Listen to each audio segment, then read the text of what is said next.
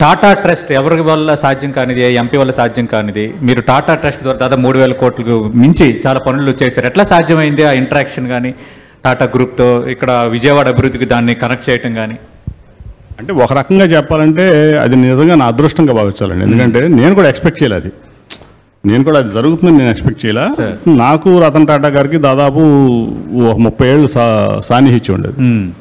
So నేను జనరల్గా ఈ మోడీ గారు ఒక్కొక్క విలేజ్ డెవలప్మెంట్ అంటే అదే ఏదో పెట్టాడు ఆయన ప్రోగ్రాము, ఏదో ప్రధానమంత్రి ఏదో పెట్టుకుంది దానికి, ఒక విలేజ్ ప్రతి ఎంపీ దత్తత తీసుకోవాలన్న ప్రోగ్రాం పెట్టినప్పుడు నాకు కూడా ఒక ఆలోచన వచ్చింది.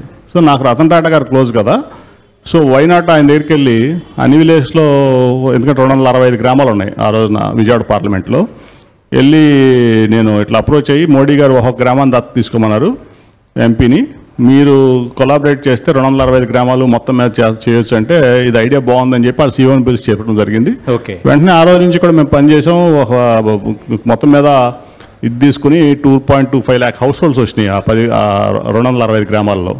అలా 10 lakh పీపుల్ మొత్తం మీద ప్రతి గ్రామంలో కావాల్సిన మౌలిక సదుపాయాలని చేసాం. హెల్త్ 3 years ఆల్మోస్ట్ మళ్ళీ గవర్నమెంట్ మారే వరకు కూడా ఏదైతే అది డెంగ్యూలు కానీ, మలేరియాలు కానీ, ఫీవర్ కానీ, మన మోకాళ్ళ ఆపరేషన్ నుంచి హార్ట్ ఆపరేషన్ కొన్ని వేల మందికి చేయించాం అన్నమాట. 10 లక్షల మందికి ఆల్మోస్ట్ హెల్త్ ఇష్యూస్ అడ్రస్ చేసాం.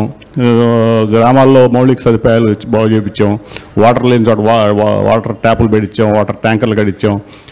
అంగన్వాడీస్ ఇప్పుడు ముఖ్యమంత్రి గారు ఎట్లయితే స్కూల్స్ని అప్గ్రేడ్ చేస్తున్నారో మొత్తం 265 గ్రామాల్లో ఉన్న ప్రతి అంగన్వాడీని కార్పొరేట్ లెవెల్లో అప్గ్రేడ్ చేసాం. మహిళలకి స్కిల్ డెవలప్మెంట్ ట్రైనింగ్ ఇచ్చాం.